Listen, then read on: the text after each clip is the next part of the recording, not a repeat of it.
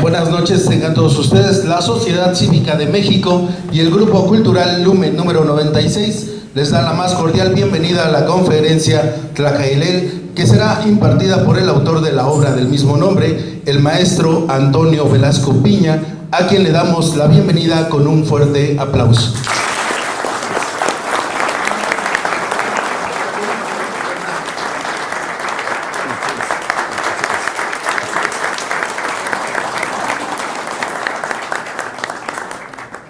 Se encuentra también con nosotros José Francisco Ortiz Campos, presidente nacional de la Sociedad Cívica de México.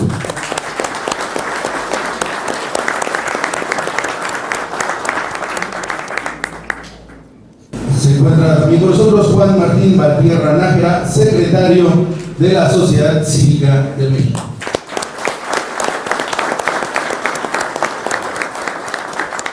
También le damos la bienvenida a Luis Carlos Mejía García, tesorero de la Sociedad Cívica de México.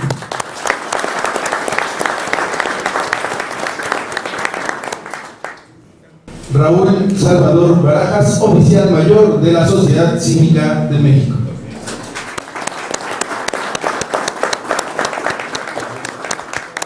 Wilber Arcila Rodríguez, coordinador de la Sociedad Cívica de México en la zona Puebla-Plaza.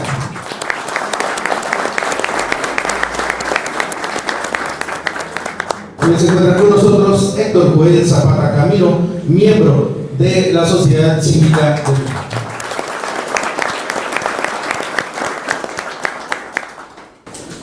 Fernando Dávila Pérez, coordinador nacional de la Sociedad Cívica de México.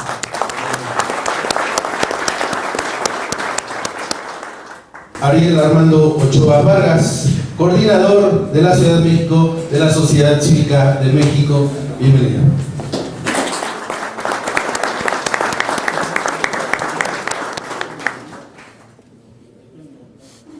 Muy bien, cedemos la palabra al presidente del Grupo Cultural, Juan Antonio Mancilla Galván, quien dará las palabras de bienvenida. Muy buenas noches a todos aquí presentes, damas y caballeros. Agradecemos su valiosa presencia, su tiempo para acompañarnos el día de hoy en este magnífico evento.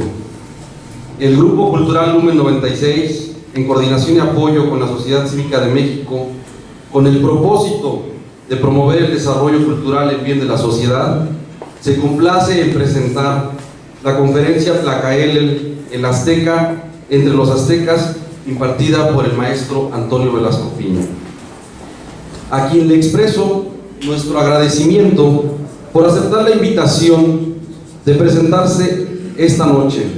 Esperamos que sea una de las más memorables de la historia de nuestro grupo. Estamos muy agradecidos por el tiempo y el esfuerzo que se ha tomado para compartir con los presentes al evento su libro. Esperamos también que pueda unirse a nosotros en una segunda ocasión. Muchas gracias, maestro, y muchas gracias a todos ustedes. Por favor, sean bienvenidos y disfruten la conferencia. Muchas gracias.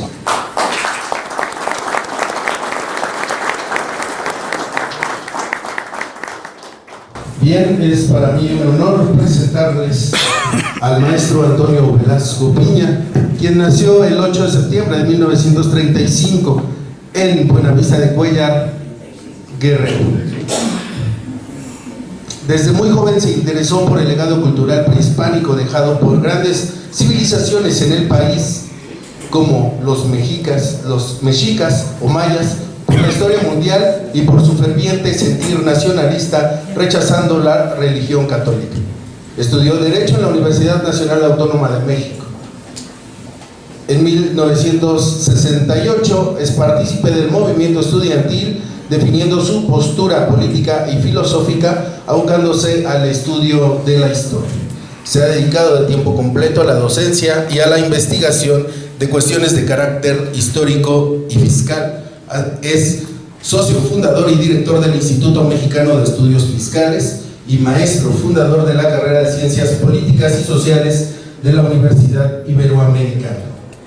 Antonio Velasco Piña es nacionalista y a su vez marxista, quien a su vez llegó a rechazar la democracia liberal y el estalinismo en el contexto histórico de la Guerra Fría.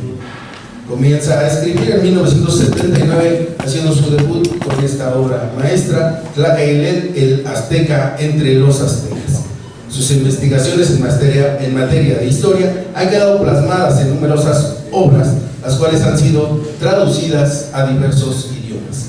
Ha impartido incontables conferencias en prestigiadas instituciones culturales de México, Estados Unidos y España.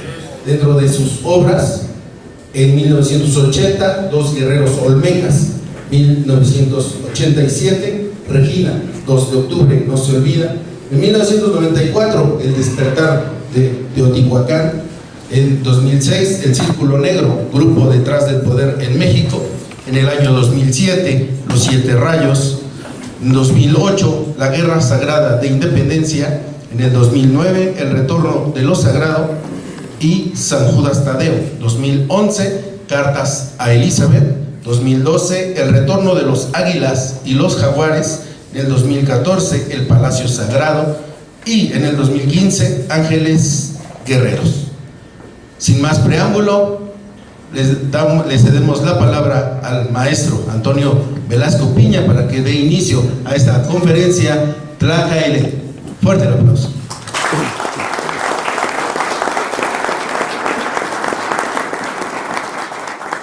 Muchísimas gracias. Quiero decir una cosa antes que nada. Para mí es un privilegio el poder estar aquí con ustedes. Y esto no es una simple frase retórica de falsa cortesía, sino una sincera expresión de mis sentimientos, porque en primera tengo un profundo respeto con cualquier persona que estudie historia por toda la obra que a lo largo de siglos, posiblemente de milenios, ha venido realizando la masonería. Entonces el poder estar en un recinto de esta naturaleza para mí es un verdadero privilegio. Así que muchas gracias por su invitación. Vamos a intentar explicar la historia de un personaje que realmente fue extraordinario, que es Tlacaelel. Y para eso creo que se va a necesitar, primero, tomar en cuenta 2 cosas. Que cuando un personaje actúa dentro del contexto histórico y se destaca, es necesario conocer cuáles fueron los antecedentes que permitieron que ese personaje pudiera realizar la labor que llevó a cabo. Porque, lógicamente, si no hubieran existido esos antecedentes, él no podría haber hecho lo que hizo, por muy extraordinaria que fuera su inteligencia y su capacidad. Tuvo que contar con una base de apoyo que le dio toda la herencia cultural e histórica anterior a él. En el caso de Tlacaelel tenemos siempre que tomar en cuenta, no solamente para el caso de Tlacaelel, sino para entender el México actual, que en esta región del mundo, durante 3000 años, fue el asiento de importantísimas culturas que desarrollaron realmente avances extraordinarios en todas las actividades humanas, ¿no? Empezando desde hace 1000 años antes de Cristo, los olmecas, después con los zapotecas, los mayas, los teotihuacanos. Es decir, hay toda una secuencia de desarrollo cultural en México que lógicamente se va a transmitir y va a contar para poder entender lo que trató y lo que hizo Tlacaelel. Segundo, también hay que recordar que realmente a partir del siglo IX de nuestra época, toda esta región de México entra en una profunda decadencia, en una degradación, en una decadencia que se generaliza en todas las actividades, ¿no? Es obviamente en esa etapa cuando surgen los sacrificios humanos, es cuando se desintegra el imperio tolteca, es cuando incluso la extraordinaria organización política de los mayas de asociarse sin tener un poder central, pero todos colaborando juntos para determinados propósitos, también se viene abajo, y que entonces, pues hombre, se pierde el poder central, y lo más importante, ¿qué es esto?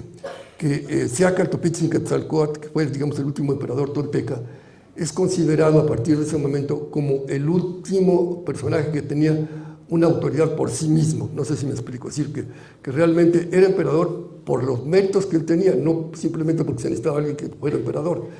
y que a partir de entonces todas las autoridades, que por muy importantes que sean, no lo son porque tengan ese derecho a hacerlo, sino en tanto y cuanto lo están representando a él, porque alguien tiene que estar gobernando. Pero que lógicamente cuando él vuelva a aparecer, porque de acuerdo con la visión cíclica que se tenía, él va a retornar, forzosamente, por muy importante que sea el cargo que tengan, tendrán que cederlo ante la aparición de la última legítima autoridad por sí misma que había sido Xiacaltopitzin-Quetzalcóatl. Este concepto que va a ser creído por todas las poblaciones del centro y de México y cercanas a él, va a ser determinante en el momento clave de nuestra historia más reciente, que es la conquista. Y tercero, que entonces ya necesitamos empezar a entender quiénes fueron los aztecas.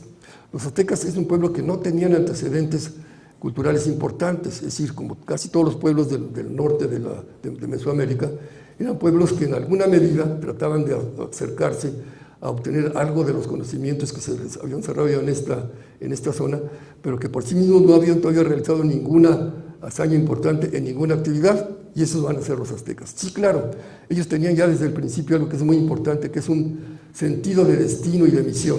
Es decir, sabían que no habían hecho nada importante, pero que tarde o temprano lo iban a hacer. Es decir, estaban muy convencidos de que la historia tenía unas páginas importantes reservadas para ellos. Y en esa forma realizan ya su largo peregrinaje.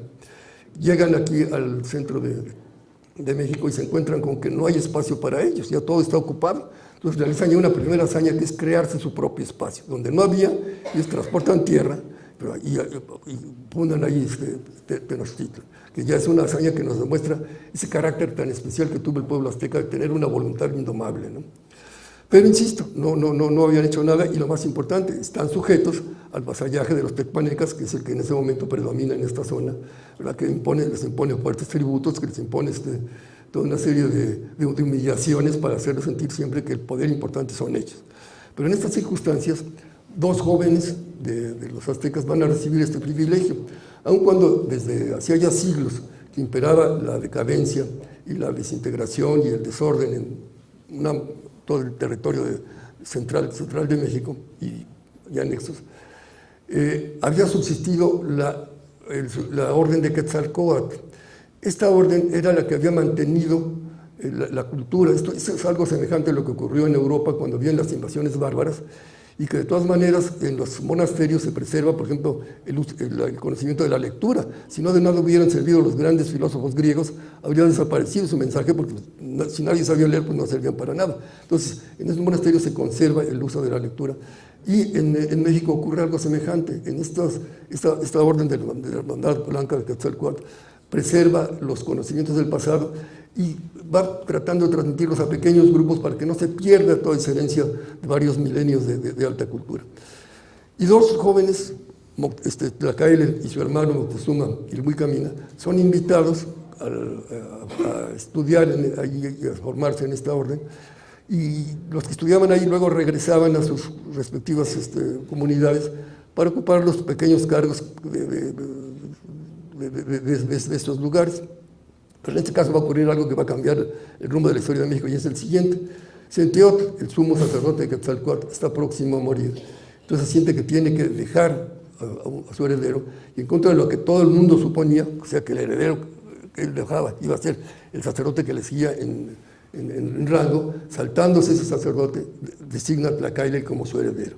Esto es algo tan inusitado como si ahorita muriese el Papa, y en vez de que se designase un nuevo Papa a un cardenal, se designase Papa a un joven de 23 años, recién ungido como sacerdote de un país africano prácticamente desconocido. Pero entonces esto, claro, causa una gran conmoción en el medio, porque los tecpanecas estaban esperando que se ungiese como sumo sacerdote al sacerdote que seguía el rango a Centeotl, que era un tecpaneca. Cuando se unge a Tlacaile, entonces se enfurecen y mandan a un pequeñísimo grupo de soldados a que vaya a matar a Chimalpopoca, que era el rey de los aztecas. No nos estemos imaginando que donde va a ocurrir este acontecimiento es la Tenochtitlan que nos describe Bernal Díaz del Castillo. No.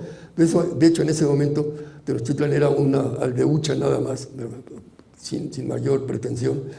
Y ellos, tal es así que, como estaban sujetos a los tecpanecas, los aztecas no se les extraña que llegue un grupo de guerreros tecpanecas, incluso ingenuamente creyeron que llegaban a felicitarlos porque se había designado a Tlacaile como heredero de Quetzalcóatl, y entonces llegan y lo matan ahí y se regresan a Azcapotzalco, que era la sede de ellos. Pero esto va a producir los siguientes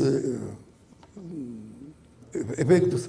Moctezuma Ilhuicamina regresa de Cholula, que era donde se había realizado la ceremonia para ungir a Tlacaile como sumo sacerdote, y cuando se entera de lo que ha ocurrido en Tenochtitlan, dice, bueno, si el rey ha muerto, esto significa que seguramente todos los hombres de Tenochtitlan ya están muertos, porque yo no me imagino que hubieran dejado que mataran al rey mientras si es uno solo. Como ya no hay nadie que vigile por la ciudad, yo me quedo aquí a la orilla del lago por si viene nuevamente otro ataque de sus enemigos. ¿Para qué hace él este acto de desplante? Pues precisamente para incitar a los jóvenes de Tenochtitlan que reaccionen para iniciar un movimiento de independencia de los aztecas. Pero curiosamente la que va a reaccionar no va a ser un hombre, sino una mujer que se llamó Citlalmina, que fue un personaje extraordinario y que apenas empezamos a recuperar su memoria, aunque según nos han dicho los psicólogos junguianos y a los que han estudiado los arquetipos que existen en el inconsciente colectivo de los pueblos, que este arquetipo de Citlalmina ha permanecido no en el consciente, sino en el inconsciente de los mexicanos, porque es el que ha actuado cuando los grandes conflictos de México. Por ejemplo, nos dicen esto, en los terremotos, ustedes recuerdan que, sobre todo en el primero de 85, cuando ocurre ese terremoto, las autoridades quedaron totalmente paralizadas. Lo único que se les ocurrió fue decir, bueno, se va a venir un gran saqueo de la ciudad, porque todos los pandillas de muchachos de Nese y de todos esos lugares van a llegar a saquear las zonas. Entonces, que el ejército bloquee y que mientras se toma posesión el ejército de las zonas más derrumbadas, no se permita que llegue nadie por esta carretera. Pero se vieron lentos porque ya estos muchachos delincuentes de las bandas de toda esa zona ya estaban en la Ciudad de México. Pero no llegaron a saquear, sino increíblemente llegaron a tratar de sacar a las gentes que estaban en los escombros, y durante varios días o semanas quizás no hubo actos de delito en México porque los delincuentes estaban ayudando a sacar a las personas de los escombros. ¿Por qué ocurrió esto? Según los psicólogos junguianos nos dicen lo siguiente, porque el arquetipo de Citlalmina está en el inconsciente del pueblo de México, y en circunstancias tan críticas como pueden ser los terremotos, actúa y toma el mando por encima del gobierno y hace que la sociedad mexicana se mueva siguiendo ese arquetipo. ¿En qué consistió este arquetipo? Ella siempre tuvo esta conducta. Era la gran lideresa popular sin tener absolutamente ningún puesto público. Y siempre cuando recorría toda la zona que habitaban los aztecas, tanto en la ciudad como en las cercanías, llegaba a un lugar y les preguntaba, ¿qué problemas tienen aquí? Pues tenemos este y este problema. ¿Y qué han hecho? Ya se lo mandamos a decir a las autoridades, pues se van a quedar esperando, decía, porque el problema no es de las autoridades, el problema es de ustedes, el problema es del pueblo, no del gobierno. Así que organícense y resuélvanlo. No estén esperando ayuda, ustedes por sus propias fuerzas organícense y resuélvanlo. Y eso fue lo que hizo el pueblo de México en esa ocasión y lo que volvió a hacer en el siguiente terremoto, que independientemente de lo que hagan las autoridades, la presencia del pueblo es la determinante en estos casos, ¿no? Y esto mismo ha ocurrido en determinados, por supuesto, cuando la guerra con los norteamericanos, en que Santana estaba a favor de los norteamericanos y ya era el pueblo el mismo el que tenía que organizarse para defenderlo a través de la super página gloriosa que fue más que una batalla que fue la de los Mioceros en Chapultepec, ¿no? Entonces, ha sido importantísimo este personaje de Citlalmina. Entonces, ella es la primera en reaccionar, porque dice, bueno, evidentemente que aquí no hay hombres, eso ya lo sabíamos, no necesitaba decirnoslo, pero si hay mujeres, entonces tomemos las armas de nuestros hermanos y de nuestros padres que no saben utilizarlas y vayamos con Moctezuma para empezar inmediatamente a organizar una defensa adecuada de la ciudad. Y así lo hace. Esto va a propiciar un conflicto interno, porque lógicamente dentro de los aztecas había todo un grupo, digamos la mafia del poder, que estaba muy de acuerdo con los terribles impuestos que le ponían al pueblo porque no los pagaban ellos, siempre se los trasladaban al pueblo, entonces no querían tener un enfrentamiento con los tecpanecas, ni mucho menos. Pero hay ese conflicto, pero afortunadamente empieza a operar el Tlacaile, que por el prestigio que le daba el ser el heredero de Quetzalcóatl, los aztecas, incluyendo a este mismo grupo de la mafia del poder de entonces, deciden acatar el candidato que él escoge, que es Itzcoatl. Es decir, dice que el rey próximo sea Itzcoatl. ¿Por qué lo escoge a él? Itzcoatl no es un personaje que tenga la dimensión ni de Tlacaile ni de Moctezuma Ilhuicamina, pero tenía una cualidad que es muy importante a veces en los gobernantes, que era la extrema prudencia y el sentido común. Entonces él comprende que antes que nada, él, aunque sea el rey de los aztecas, va a estar por debajo de Tlacaile todo el tiempo. pero que lo que tiene que hacer en ese momento es ganar tiempo para que regrese Tlacaelel y sea él el que tome las decisiones. Entonces, cuando llegan los enviados de Tepanex a pedirle que si le están declarando la guerra, dicen, no, es una cosa de muchachos, espérense tantito, ahorita los organizamos, denme tiempo para que esto se calme. Él lo logra y Tlacaelel regresa ya a Tenochtitlan. Y va a ser ese momento de gran trascendencia para la historia de los aztecas, y lo que va a pasar ahí va, como lo veremos más tarde, a servirnos de modelo en el momento más importante y reciente de nuestra historia, que fue la conquista. Es decir, cómo influyó Tlacaelel todavía muchos años después de muerto para que los aztecas tomaran una decisión en el momento más trascendental de nuestros últimos siglos, que fue la conquista. Llega entonces Tlacaelel y, afortunadamente, en la tradición oral del pueblo de México, que es importantísima, aparte de la historia oficial y de la historia de los historiadores, que es muy importante, pero también tenemos que valorar que a través de los siglos se ha logrado perpetrar una tradición oral en que se va transmitiendo a través de guardianes de tradición una visión especial, que es la visión sagrada de nuestra historia. Por ejemplo, en el caso de México, el 15 de septiembre de la noche, en lugares tan cercanos como puede ser Xochimilco o Tlalpan, hay ancianos que repiten los discursos que se pronunciaron esa noche. Primero el discurso que va a pronunciar el rey de México, Itzcuintla, y luego el discurso de Tlacaelel. Entonces vamos a leer estos dos discursos, que desde luego pues, los vamos a leer en español, y esto hace que se pierda muchísimo la belleza y ver estos discursos, pero nos entendemos qué fue lo que pasó ahí gracias a ellos, ¿no? Yo voy a leer el discurso de Itzcuintla haciendo la presentación de Tlacaelel, ¿no? Dice así: Tlacaelel, sacerdote de Quetzalcóatl, sé bienvenido, te aguardábamos, estábamos desasosegados por tu ausencia, muy graves, muy difíciles. Aquí en esta repetición del concepto en frases diferentes, notamos una característica especial de la oratoria náhuatl, que era repetir con distintas palabras, pero la misma idea, ¿no? Para acentuar el concepto de esa idea. Dice, muy graves, muy difíciles, son los problemas que hoy nos afligen. Los de Azcapotzalco ya no recuerdan, se han olvidado del valor de nuestros pasados servicios, y hoy nos amenazan con la destrucción si no accedemos a sus exigencias. Sin embargo, siendo tan graves los conflictos externos que nos aquejan, son en realidad los problemas internos los que más nos aflijan y preocupan. No estamos unidos, sino que vivimos en discordia. No avanzamos en derechura, sino caminamos descarriados. No estamos serenos, sino alterados y con alboroto. Oh Tenochcas, ¿a qué hablar más de nuestras rencillas y mezquindades? Estamos ciertos de que estas han cumplido su tiempo y hoy, finalmente, merecemos, alcanzamos nuestro deseo. El sucesor de Quetzalcóatl, el legítimo heredero de los emperadores toltecas, el sumo sacerdote de la Hermandad Blanca, se encuentra ya entre nosotros.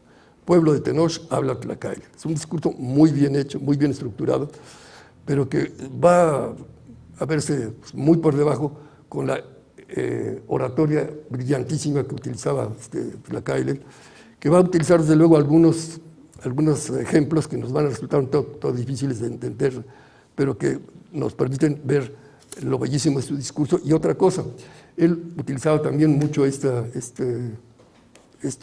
pronunciar preguntas y luego quedarse callado, para que así toda la gente tratara de contestar esa pregunta y luego decir, bueno, para él qué opina, y ya cuando esta tensión que había logrado despertar en el auditorio llegaba a su máximo, él daba su propia respuesta. Dice así: ¿qué es esto, Tenochcas?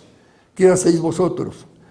¿Cómo ha podido llegar a existir cobardía en el pueblo de Huitzilopochtli?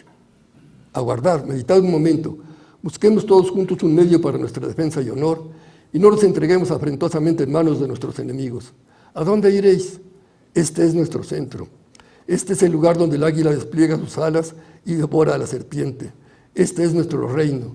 ¿Quién no lo defenderá? ¿Quién pondrá a reposo su escudo? Que resuenen los cascabeles entre el polvo de la contienda, anunciando al mundo nuestras voces. El tiempo de la ignominia y la degradación ha concluido. Llegó el tiempo de nuestro orgullo y nuestra gloria. Ya se ensancha el árbol florido. Flores de guerra abren sus corolas. Ya se extiende la hoguera haciendo hervir la llanura de agua. Ya están enhiestas las banderas de plumas de Quetzal y en los aires se escuchan nuestros cantos sagrados. Que se levante la aurora. Sean nuestros pechos murallas de escudos.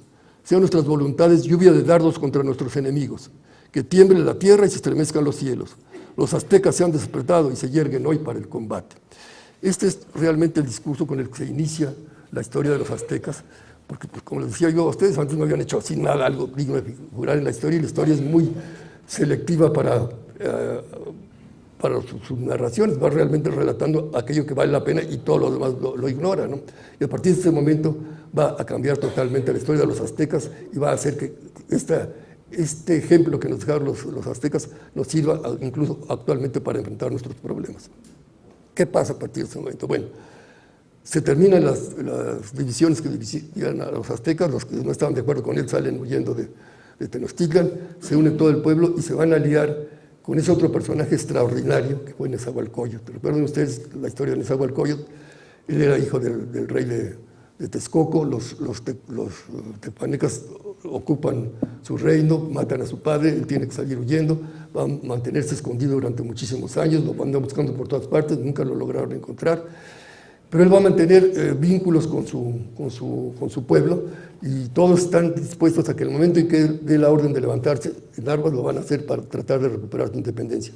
Él no lo hace porque comprende que van a ser aplastados si lo intentan, pero cuando ve que los aztecas van a iniciar también una lucha por su liberación, se une con ellos y dirigidos por Moctezuma y Wilcamina van a presentar una batalla genial estratégicamente. En el libro trato de relatarla, porque obviamente tenían menos fuerzas y sin embargo logran vencer a los tepanecas y a partir de ese momento es cuando se inicia realmente la historia de los aztecas. No vamos a entrar en detalles que son interesantísimos, sino vamos a ir a lo más importante. ¿Qué pasa a partir de ese momento? Bueno, pues en muy pocos años los aztecas van a realizar varias grandes proezas. La primera, la de lograr crear un imperio. A lo largo de toda la historia de la humanidad no hay muchos imperios, quiere decir que no es tan fácil hacer un imperio y ellos lo logran hacer, con todas las virtudes y los defectos que tiene normalmente cualquier imperio y que lo va a tener también el azteca. Por ejemplo, la principal virtud que van a tener es que en una enorme región de lo que ahora es el centro y parte del norte del país y del sur, que existía un total caos y desorden en donde los campesinos no podían saber si iban a disfrutar de su trabajo porque llegaban bandas a robarlos y a asaltarlos, se va a ir creando un orden impecable, es decir, va a establecerse el orden y la seguridad que es de la que carecían millones de personas, se va a lograr esa seguridad. Y eso desde luego es una ventaja. La gran desventaja, la sabemos, es que como todos los imperios tienen la desventaja de que se hace ese imperio principalmente para el mayor interés de ese imperio, ¿no? Sí, que se establece el orden y todo lo que se quiera, pero el que va a ser el principal usufructuario de ese imperio pues van a ser los que lo crearon, ¿no? Y desde luego con el agravante en este caso de los sacrificios humanos, que hay que entender el por qué y cómo y de lo que hablaremos un poco más tarde. Pero en fin, ese fue su defecto, tiene su explicación, no justificación, pero sí explicación. Y desde luego, ese imperio es obra totalmente de Tlacael, es decir, él va a ser el que va a dictar cómo va a estar estructurado ese imperio y cómo se va a ir logrando. ¿Qué es lo que hace? Y que es el segundo principal mérito de ese imperio es que va a lograr esto, un renacimiento cultural. Insisto, los aztecas no tenían un antecedente cultural importante y él va a lograr que en muy pocos años se cree todo un renacimiento cultural importantísimo. Voy a dar un ejemplo para que captemos la dimensión que tuvo este renacimiento cultural. Seguramente muchos de ustedes han ido al Templo Mayor y se encontraron con una de las piezas más antiguas que existen en ese Templo Mayor, es un chacmol, es decir, ya saben, esa figura recostada. Si yo les digo a ustedes que qué les pareció ese chacmol, me van a decir, pues está espantosamente horrible porque evidentemente es una simple copia de los chacmoles toltecas, que son de una perfección extraordinaria y está pésimo, de acuerdo. Pero después de ver ese chacmol, podemos ir al Museo de Antropología y vemos piezas escultóricas de una calidad extraordinaria, como puede ser el calendario azteca, la Coyolxauhqui, y cantidad de piezas que son impecables desde un punto de vista artístico en materia de escultura. Cualquier persona que desconozca la historia de los aztecas y ve voy primero al Templo Mayor y luego al Museo de Antropología, llega a esta conclusión. Bueno, seguramente entre esta primitiva escultura que acabo de ver en el Zócalo y estas obras escultóricas tan extraordinarias pasaron muchos siglos en los cuales el pueblo azteca fue lentamente perfeccionando estilos escultóricos hasta que llegar de esta escultura tan primitiva a esta tan desarrollada. Y se va a quedar asombrado si le decimos, pues fíjate que no, pasaron muy pocos años, pues poquísimo. ¿Y cómo lo pudieron hacer? Y eso me refiero a la escultura, pero acabo de mencionar que cuando matan a Chimalpopoca, pues Tenochtitlan es una simple aldeucha. Cuando llegan los españoles se quedan impresionados de lo que era la capital del Imperio Azteca. ¿Cómo fue posible eso? Fue posible porque Tlacaelel lo que hace es tomar el modelo tolteca y aplicarlo, pero claro, no aplicarlo ciegamente, sino aplicarlo con una gran genialidad para tomar lo que realmente era posible realizar y adecuado para esas circunstancias. Porque, hablando de nuestros tiempos modernos, por ejemplo, hay mucha gente que se olvida de los aztecas, entonces se cambia su nombre, se pone un azteca y se pone a pluma y se pone a danzar. Bueno, pero danzar no con los grupos de tradición, sino danzar por su cuenta. Entonces el señor sigue siendo el mismo tarado de siempre, nada más que ya se puso un nombre azteca, pero pues sigue siendo el mismo de siempre, ¿no? No se trató de hacer un cambio exterior, sino de hacer cambios profundos. Por ejemplo, el básico que sigue siendo el ejemplo a seguir. Antes que nada, para lograr un gran desarrollo, un gran renacimiento cultural, se necesita establecer un buen sistema de educación. Entonces lo que hizo Tlacaelel fue el sistema tolteca, aplicarlo en el azteca, pero adecuadamente a las circunstancias de ese momento.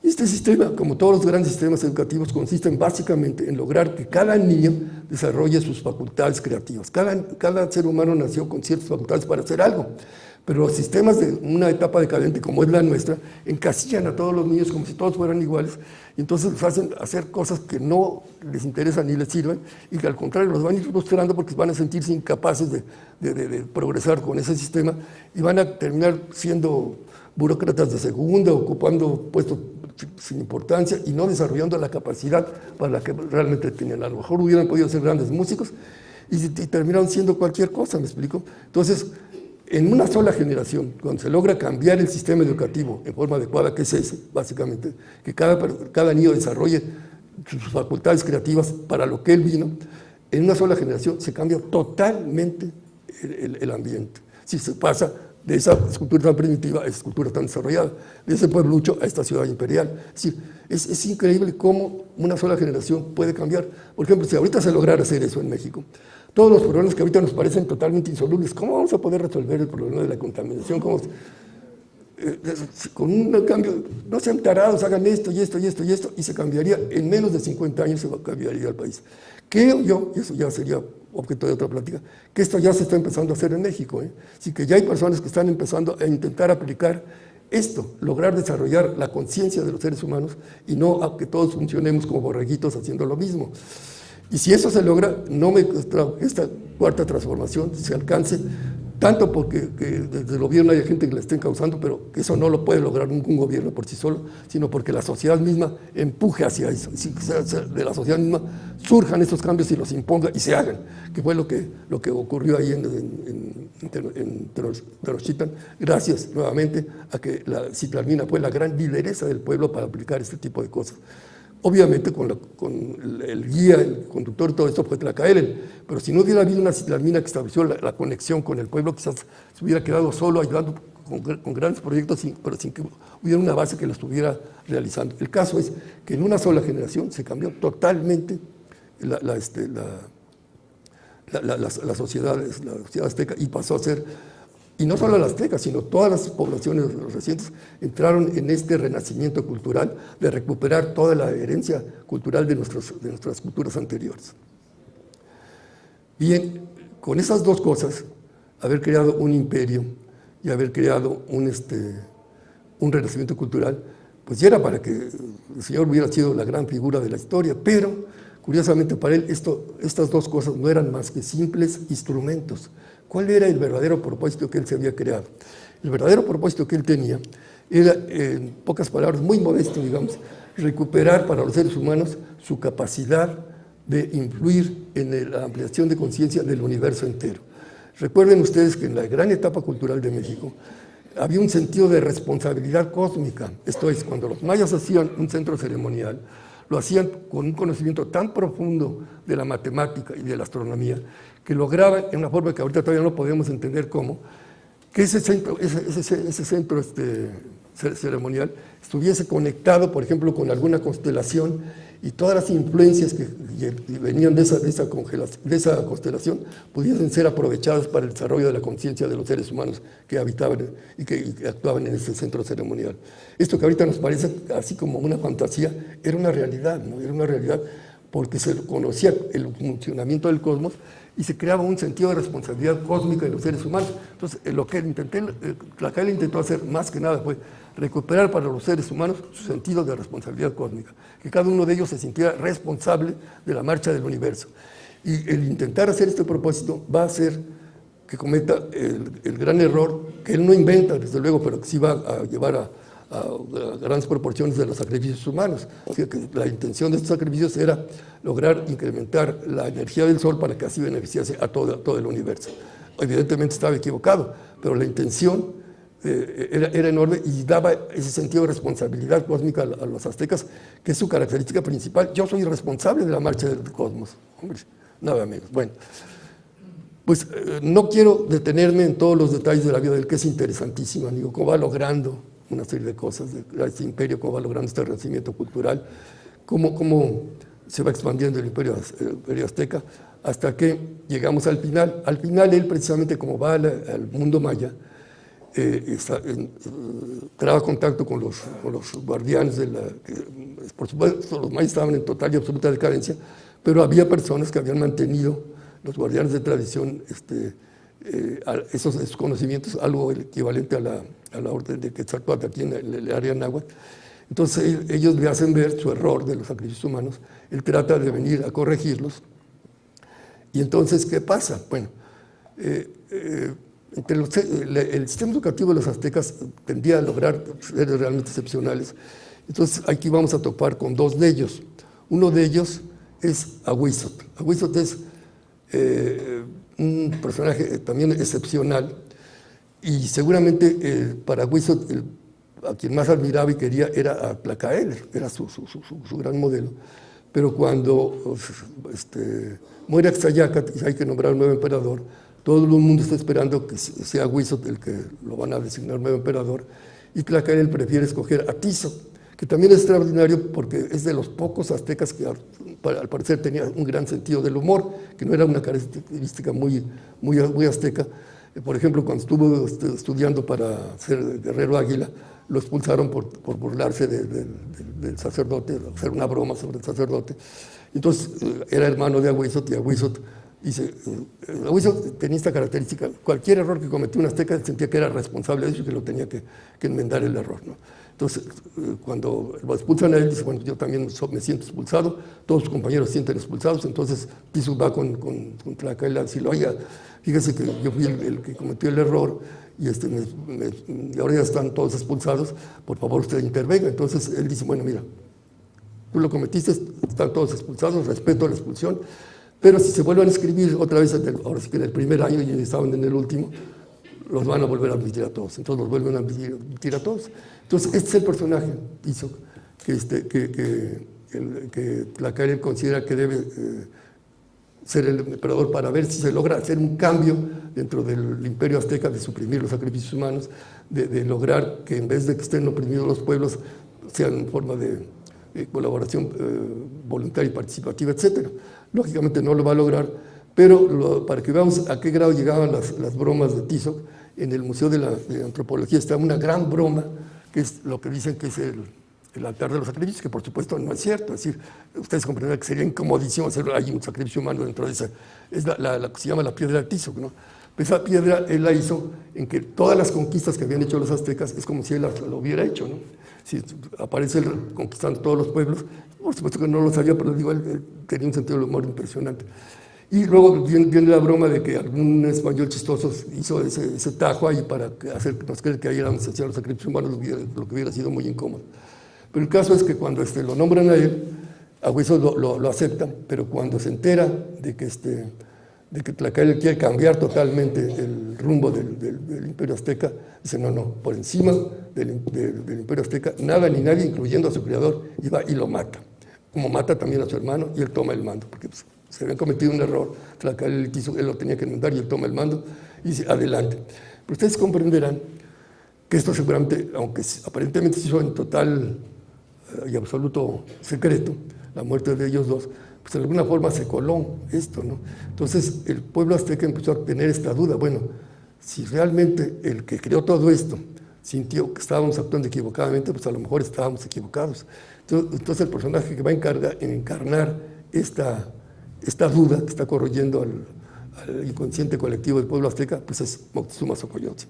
Y aquí tenemos que repasar lo que realmente fue la conquista, que por supuesto es el punto clave del surgimiento del México actual, y que pues en una forma muy superficial, que es como lo enseñaron, porque es terriblemente complicada y difícil de entender, pues no lo hemos entendido, pero nos hemos quedado muy satisfechos con la explicación que nos dieron en la escuela. La primera, totalmente ingenua, es: ese señor Moctezuma Xocoyotzin era un cobarde y un supersticioso y un tonto y un miedoso.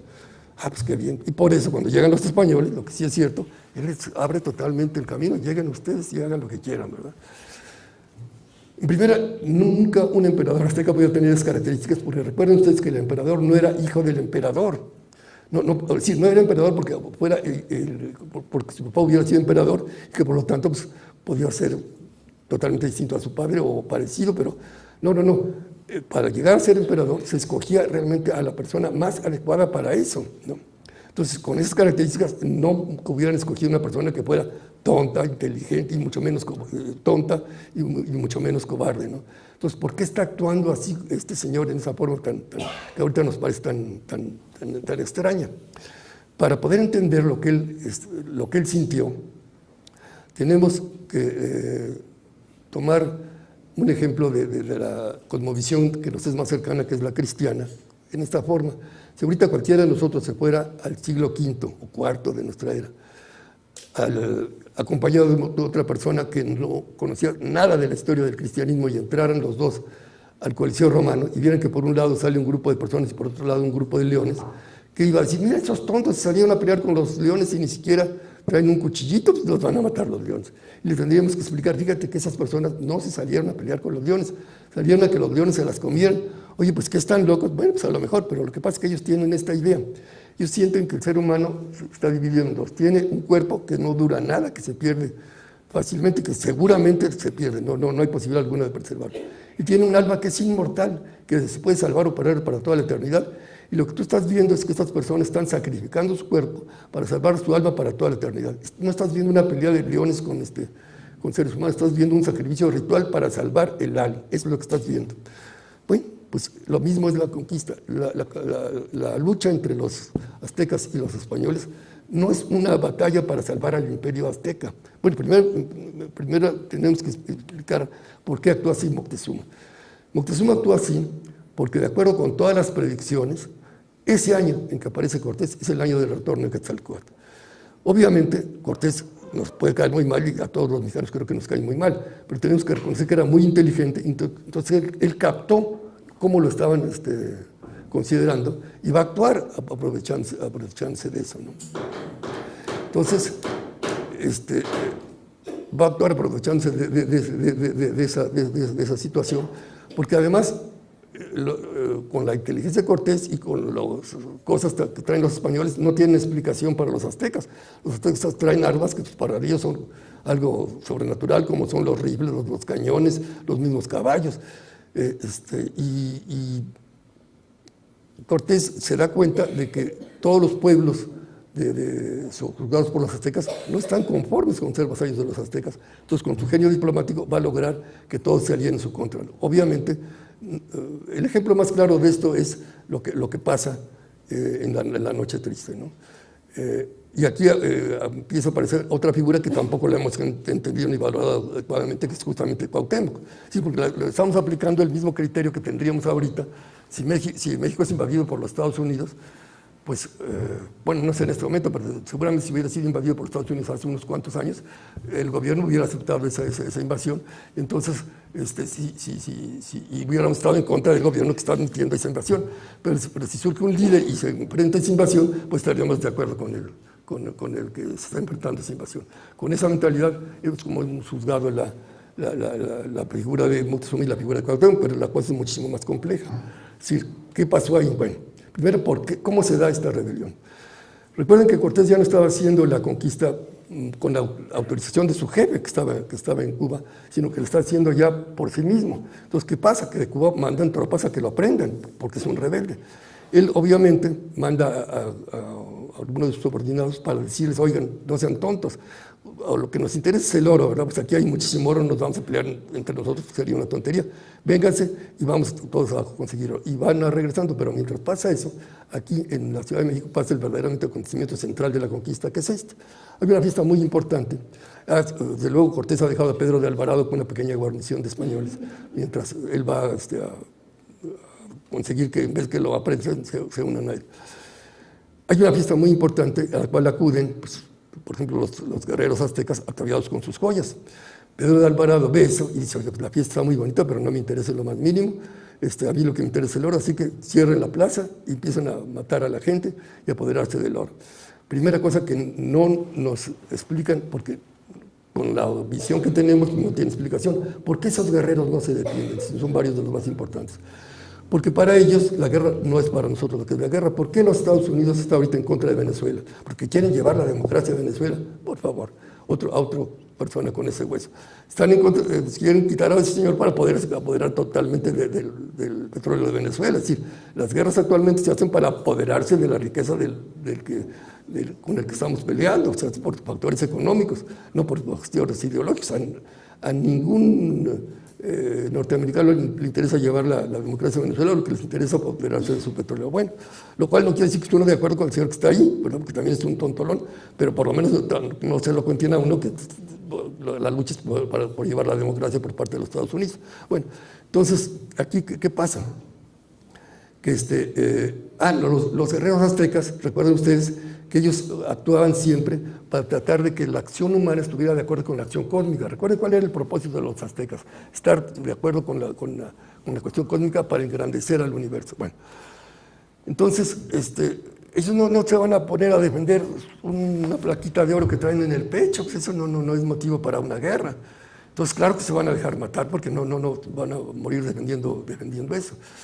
Pero ocurre esa matanza y alguien, que aquí sí la historia no sabía porque no sabemos quién fue, sale corriendo, logra escapar de ahí y se va a Tlatelolco. ¿Por qué a Tlatelolco? Cuando los aztecas fundan Tenochtitlan, ya no tenían la capacidad que tenían los mayas de una perfección matemática y astronómica, poder hacer un centro ceremonial que se conectase con una constelación, pero sí intentaron conectarse con la dualidad cósmica más evidente que todos percibimos, que es la de Sol y Luna. Entonces, ¿qué hicieron? Pues hicieron su templo mayor, aquí en lo que es el Zócalo. ¿Con qué deidades? Pues deidades evidentemente masculinas, como era Huitzilopochtli, antes que nada, Quetzalcóatl, varias deidades solares. Hicieron un lugar en Tlatelolco dedicado a las deidades femeninas, la Coyolxauhqui, la Coatlicue. Pero claro, como los aztecas se sentían muy solares, entonces, y muy guerreros, entonces esto hizo que les dieran menos subsidio a los sacerdotes dedicados a los cultos femeninos. Y esto generó un fuerte disgusto en ellos. Estaban muy a disgusto de sentir que no se les trataba igual que a los sacerdotes de los cultos solares. Esto se va a unir, y esto es muy importante, al disgusto de los mercaderes. ¿Por qué de los mercaderes? Porque cuando Tlacaelel elabora toda la estructura sobre cómo se va a funcionar el Imperio Azteca, considera que los mercaderes que se dediquen a hacer dinero, pero de ninguna manera puedan tener la menor injerencia en asuntos públicos. Y de ninguna manera puedan ser, por ejemplo, ser guerreros Tlacacuautla, Tlacacelos, o sea, guerreros águilas o tigres, de ninguna manera, que estén ahí dedicados a hacer dinero. Conforme se va extendiendo el Imperio Azteca, pues lógicamente se extienden las redes comerciales y los comerciantes empiezan a ganar muchísimo dinero. Pero entonces, con mayor razón, sienten que es muy injusto que a pesar del dinero que tienen, la gente los vea como gente de segunda categoría. Entonces se van a aliar con los sacerdotes y se van a aliar con varios guerreros tigres, Tlacacelos, que no han logrado obtener su grado de caballero águila y van a intentar dar un golpe de estado para quitar, desde luego, obviamente a Tlacaelel y al emperador y poner un emperador nombrado por ellos que establezca la igualdad y la paridad entre sacerdotes de cultos solares y sacerdotes de cultos lunares, y que dentro de la sociedad ellos puedan ocupar, los comerciantes, un puesto importante, ¿no? Y los guerreros que no han logrado descender a guerreros águilas asciendan. Es decir, lograr esto, todo este descontento va a intentar dar este golpe de Estado, pero ¿qué pasa? Que son descubiertos, son reprimidos, y los aztecas cometen el error de destruir todos los altares dedicados a cultos femeninos en Tlatelolco para que entronizara ahí cultos dedicados a cultos solares. Se rompen ahí los altares de la Coyolxauhqui y de la Coatlique, se ponen los altares de Quetzalcóatl y de Huitzilopochtli. Para nosotros es un cambio de decoración, pero tenemos que reconocer, aunque nos parezca a veces un tanto fantasioso, que este tipo de rituales sí tienen efecto. Entonces, el que se haga equivocadamente en un lugar de tipo femenino, rituales masculinos, no está haciendo que funcionen bien las energías. Y esto va a lograr una subordinación de lo femenino a lo masculino, que va a perdurar durante muchos siglos, ¿no? Como resultado de ese error. Bueno, y luego hablaremos al final, porque es importante que nos actualicemos. Todo lo maravilloso de la historia es que siempre es aplicable las experiencias del pasado al presente. Es decir, muchos problemas del presente se pueden resolver con soluciones del pasado. Si ahorita recuperásemos el conocimiento que tenían los mayas del tratamiento de los ecosistemas y de toda la naturaleza, resolveríamos en un 2x3 el problema de la contaminación, ¿verdad? Sin lugar a dudas. Ni siquiera el que tenían los mayas, sino el que tenían los aztecas. Los aztecas fueron capaces de mantener un lago sin contaminarlo en lo más mínimo, jamás, ¿verdad? Sino que siempre fue un agua pura con la que se irrigaban todos los terrenos, y que era agua totalmente potable, porque conocían perfectamente bien cómo funcionaba el ecosistema y se ajustaban a él, cosa que nosotros hemos ignorado totalmente. Bueno, pues entonces pasa eso, ese error, y estábamos en que sale corriendo alguien, llega a Tlatelolco y le avisa al señor que o sea, cuando se funda Tenochtitlan, esto implicaba una dualidad en todo, no solamente en los centros ceremoniales de cultos solares o lunares, sino también en las autoridades. Había un gobernante para la ciudad de Tenochtitlan y otro para la ciudad de Tlatelolco, ¿no? Es decir, había dos, y ese señor se llamaba Cuauhtémoc. Entonces, cuando Cuauhtémoc se entera de lo que está pasando del otro lado, hace que toquen los caracoles, la gente se reúne ahí en la Plaza Mayor, que ha seguido siendo paridera de nuestra historia. Y entonces, ¿qué hace Cuauhtémoc? Llega y repite palabra por palabra, por eso es tan importante este discurso de Tlacaelel, el discurso que pronunció Tlacaelel cuando se inició la rebelión de los aztecas. ¿Qué es esto, Tenochtitlan? ¿Qué hacéis vosotros? Etcétera. Lo repite tal cual. Para nosotros, que tenemos desafortunadamente de la historia y no la hemos podido superar, una visión de tipo lineal de la historia, que consiste en que creer que todo va así para arriba, y que no es cierto, la historia funciona en ciclos, o sea, hay etapas de avance y etapas de decadencia. Y esos avances, ciclos que no son cerrados, van creando una espiral. Efectivamente, hay una evolución en todo lo que existe, pero esa evolución no es lineal, es en espiral. Entonces, para nosotros, como tenemos esa visión lineal, pues seguramente en este momento de crisis, Cuauhtémoc está evocando la figura de Tlacaelel para recordar a ese gran personaje que fue el fundador del Imperio Azteca. Pero ese no fue el mensaje que recibieron los aztecas. Para ellos, ¿qué había pasado? Tlacaelel está de retorno. Es decir, lo que en un determinado momento fue Tlacaelel, es decir, la energía que encarnó Tlacaelel, la está encarnando ahora Cuauhtémoc.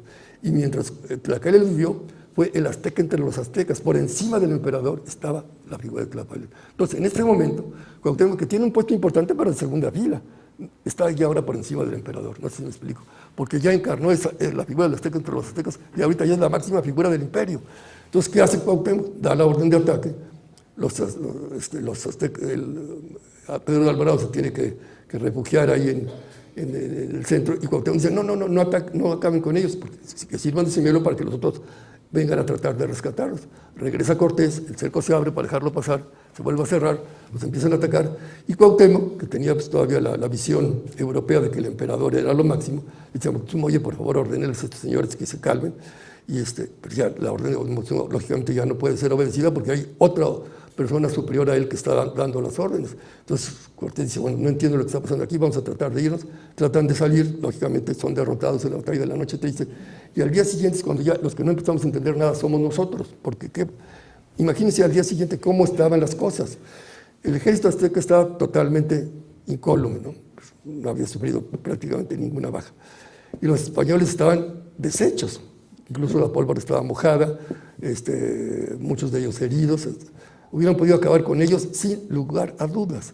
Quien lee lo que pasó el día siguiente no se da cuenta que lo que pasa es que los aztecas están dejando que los españoles escapen, se vayan. Oye, ¿qué está intentando hacer Cuauhtémoc? Evidentemente no está intentando destrozar a los españoles, que está intentando hacer algo bastante más difícil. ¿Qué habría pasado si hubieran acabado con esos españoles? Que lo hubieran podido hacer, no solo en ese momento, sino todavía durante varios meses, porque recuerden que la conquista no la van a hacer los españoles, la conquista la van a hacer los indígenas, sojuzgados por los aztecas. No 800 españoles, sino varios miles y miles y miles de indígenas que se van a poner de acuerdo para acabar con los aztecas. ¿Qué habría pasado si hubieran acabado con eso los españoles? ¿Habría cambiado la historia? Se hubiera retrasado unos cuantos años, porque ya en Europa ya sabían que aquí de este lado había un imperio que tenía cantidad de oro y cuya capacidad tecnológicamente, militarmente, era muy inferior a la europea. Entonces hubieran llegado mucho más cañones, mucho más arcabuces, mucho más caballos, y hubieran acabado con los aztecas, sin lugar a dudas, no en 1521, sino tal vez hubieran tardado 10 años, pero los aztecas estaban condenados a muerte, sin lugar a dudas. Obviamente Cuauhtémoc lo debe haber supuesto, ¿verdad? Donde bien estos tipos van a llegar más y van a acabar con nosotros, pero no es esa la decisión que lo va a intentar hacer, lo que va a tratar de hacer. ¿Qué está tratando de hacer? Lo que él está tratando de hacer es lo que hicieron los cristianos que se metieron al circo, así, salvar su alma para la eternidad. Aquí la conquista es una guerra ritual para salvar ¿qué?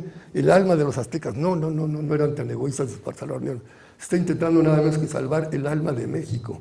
Porque recuerden lo que para México ellos eran muy modestos, cuál era el concepto que tenían de México. Es el máximo altar del universo. Lo que pase aquí en México es lo que va a repercutir en todo el universo y va a permitir que el universo entero progrese o se degrade. Ese es el concepto que tenían. Entonces aquí, este concepto que fue la máxima hazaña que logró hacer Tlacaelli, infundirle a todo un pueblo esta mística de tipo cósmico, se va a manifestar totalmente. Porque en esta guerra no nada más van a aparecer los Tlacacuautli, los Tlacaocé, los guerreros águilas. No. Todo el pueblo estuvo acorde en entregar su vida para salvar el alma de México.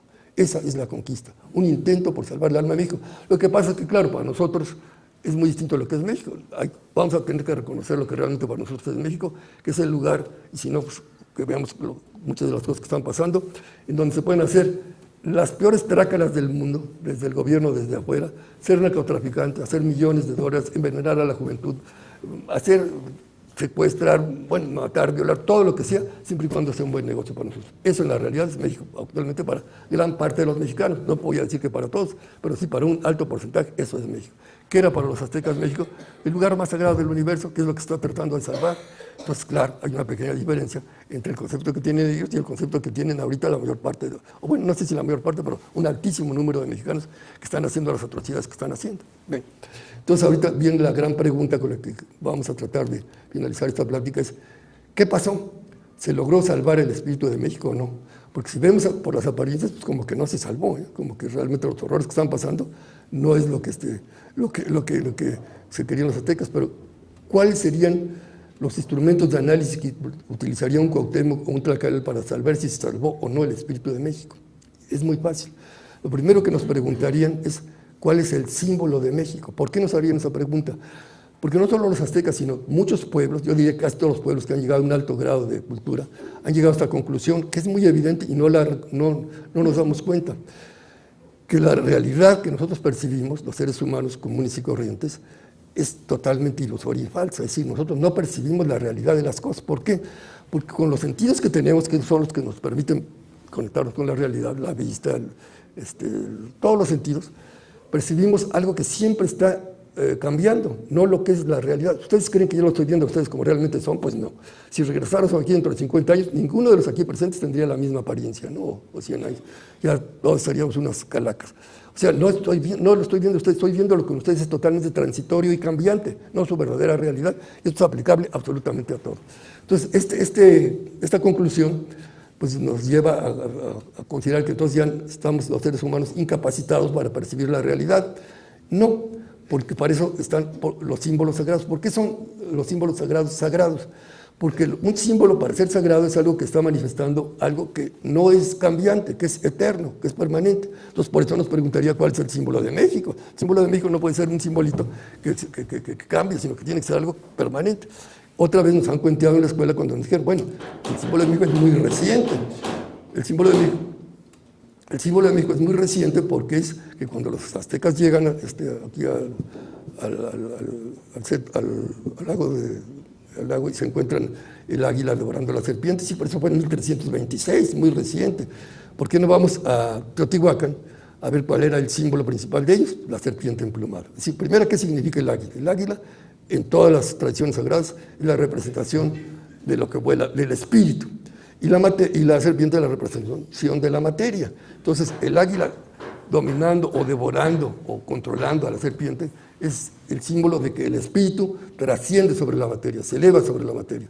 Bien sea, se puede representar lo mismo como una águila dominando a una serpiente o como una serpiente emplumada. Es una serpiente, pero ya está volando, entonces ya es una serpiente emplumada. Este ha sido el símbolo de México, por lo menos desde hace más de 3,000 años, ¿verdad?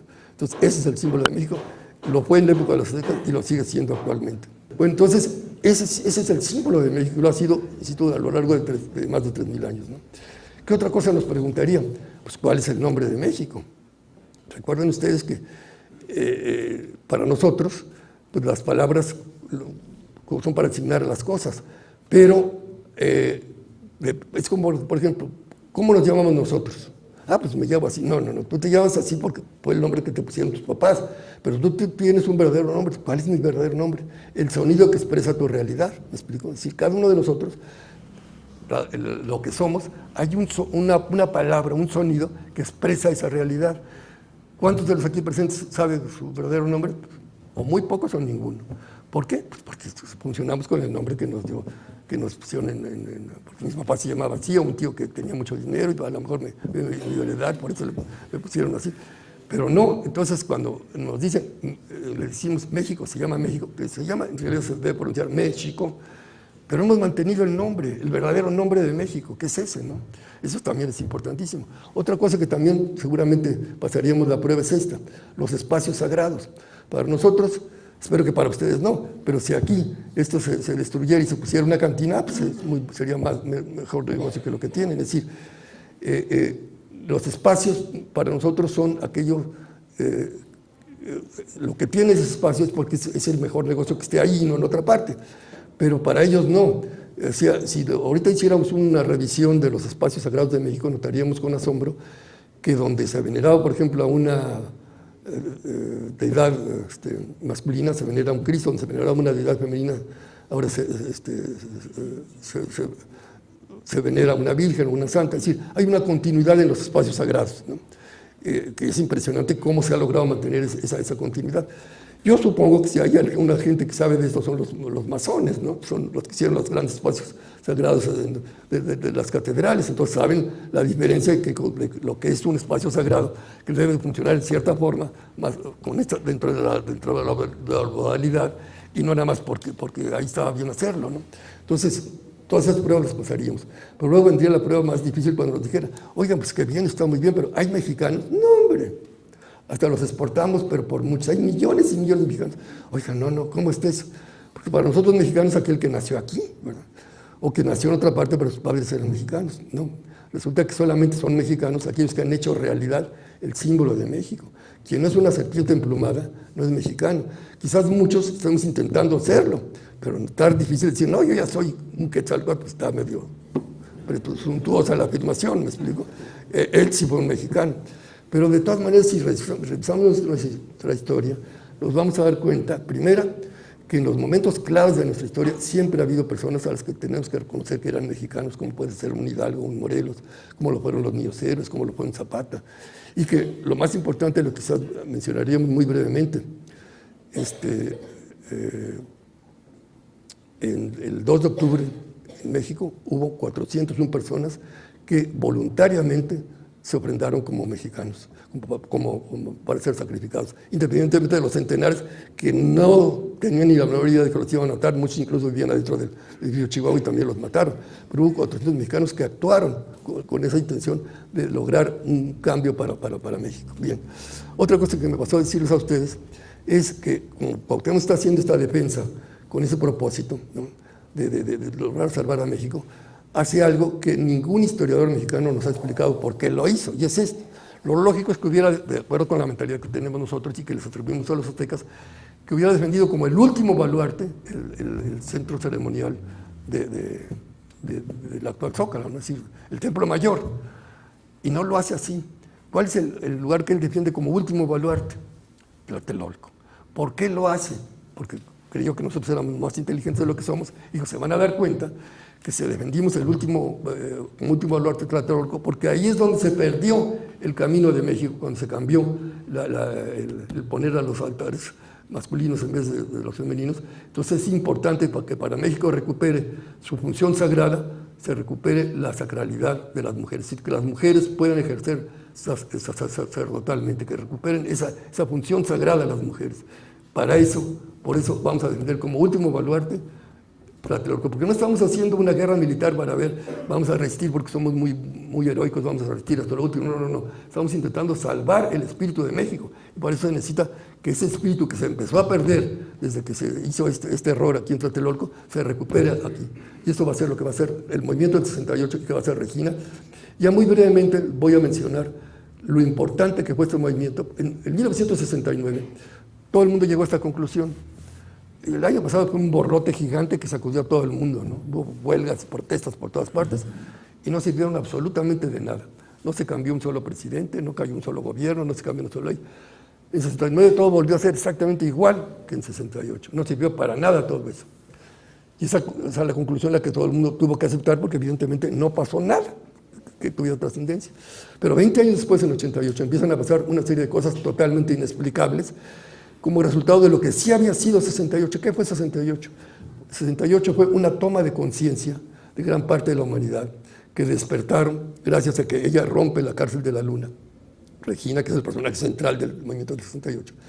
Y entonces empiezan a hacer, se dan cuenta los seres humanos de una serie de cosas que básicamente son estas. Gran parte de las leyes, de los supuestos ideales políticos y de las legislaciones son puro cuento, no son ciertas, son mentiras. Vivimos dentro de un gran engaño. Digo, por dar dos ejemplos. En todos los países del área comunista, pues esos pueblos se dan cuenta de que eso de que son comunistas es puro cuento. ¿Cuáles comunistas? Son unas pandillas burocráticas las que están usurpando el poder, y eso de que sea en la dictadura del proletariado no es cierto. No hay obreros en ese gobierno, son unos burócratas que están enriqueciendo con el trabajo de los obreros y de toda la sociedad. De eso se dan cuenta y por eso protestan, y por eso hay una Checoslovaquia, y hay protestas en Polonia, en la misma Rusia, que son aplacadas, por supuesto, en Alemania, y sobre todo en Checoslovaquia y en Polonia. Y 20 años después, esos países que se dieron cuenta de que no era cierto que existía el comunismo, dicen, no, vamos a acabar con eso, y no nos vamos a matar para eso. Y para sorpresa del mundo entero, sin que hubiera revoluciones, sin que hubiera una guerra, que todo el mundo creía que iba a haber una guerra entre Estados Unidos y Rusia, no hubo guerra atómica, no hubo revoluciones, y esos gobiernos se desplomaron, porque todos esos pueblos que habían tomado conciencia de que eso estaba mal, lo tienen, ¿no? Y hay un cambio que no es explicable racionalmente, porque si no se atiende que todo eso se inició desde el 88, pues no entiende uno por qué esos pueblos cambiaron de repente cuando se dieron cuenta de que todo era falso. Desde luego esto es aplicable a todo lo que fue, por ejemplo, la liberación femenina, que lo mismo, las mujeres se dan cuenta de que todo eso está mal y lo cambian, gracias a que precisamente en el sacrificio del 68 por Regina se despierta a la Iztaccíhuatl. No sé si ustedes han leído el libro y vieron el musical. Cuando ella hace todo el ritual para lograr despertar al Popocatépetl y al Iztaccíhuatl, no logra despertar más que al Popocatépetl y no al Iztaccíhuatl. ¿Por qué? Porque la conciencia del Iztaccíhuatl estaba dormida. ¿Por qué? Le decían la mujer dormida. No es cierto, era la mujer blanca. Iztaccíhuatl no quiere decir mujer dormida, quiere decir mujer blanca. Pero dentro de la tradición oral se sabía que ella estaba dormida. Es decir, la conciencia de esa montaña estaba dormida, y por eso es necesario recurrir al sacrificio de 401 personas que se hacen en Tlatelolco para lograr ese despertar. Mucha gente cree que todo esto es fantasía, pero los hechos hablan por sí mismos, ¿verdad? Cómo se ha despertado la conciencia de la mujer del 68 para acá. Bueno, cualquier persona, cualquier abuelita nos diría, no, esto ha sido un cambio total, ¿verdad? Hace un momento mencionaba yo con un compañero mío de la generación fundadora de Ciudad Universitaria, que tuvimos el privilegio los dos de ser fundadores, porque fue algo maravilloso, como se creó ese centro maravilloso que es Ciudad Universitaria, y nada más enteramos los puros primeros años de las carreras, los que habían iniciado sus estudios en la escuela del centro, ahí los terminaron, y cómo nos crearon toda esa mística de que, oigan, niños, Ustedes están disfrutando de un privilegio que se les dio gracias a que el pueblo de México se sacrificó para hacer todas estas instalaciones, a ver si vale la pena eso y hagan algo que valga la pena del sacrificio de todo el pueblo de México. Entonces, como comentábamos nosotros que yo entré en la nocturna en la Facultad de Derecho al primer año, en 54, y éramos 400 hombres y una mujer, nada más. Yo creo que era marciana, porque si no, no me explico cómo la dejaron. No, les voy a contar esto, quizás son anécdotas personales, pero cerca de mi casa, una muchacha, en la mañana en leyes entraron, no sé, 15 mujeres, a su cuenta, ¿no? Mi hermano, que estudió ingeniería, no entró una sola mujer a estudiar ingeniería en 1954, pero en leyes en la mañana entró un pequeño grupo, y una de ellas era una muchacha que era muy amiga porque estaba ahí cerca de mí. Entonces esta muchacha entra ahí a estudiar, la hizo una muchacha muy inteligente. A los pocos días llega su novio y le dice: oye, mi vida, ¿tú te quieres casar conmigo, verdad? Sí, claro. Ah, pues fija la fecha de nuestro matrimonio y la fecha que tú fijas ahorita, ese día nos casamos. Ah, pero sí te digo una cosa, si tú no te sales mañana de ir a la universidad, hoy voy a fijar la fecha de cuándo se va a terminar nuestro noviazgo, y es hoy y ahorita. ¿Qué decides? ¿Qué creen ustedes que decidió? Casarse. Estamos en 1954. Y a ella ya sus papás le habían dicho: oye, mi hijita, pero qué tonta eres. ¿Tú crees que va a ser un hombre que se va a casar con una mujer que estudie leyes para que luego lo demande? No estudies leyes. Sí.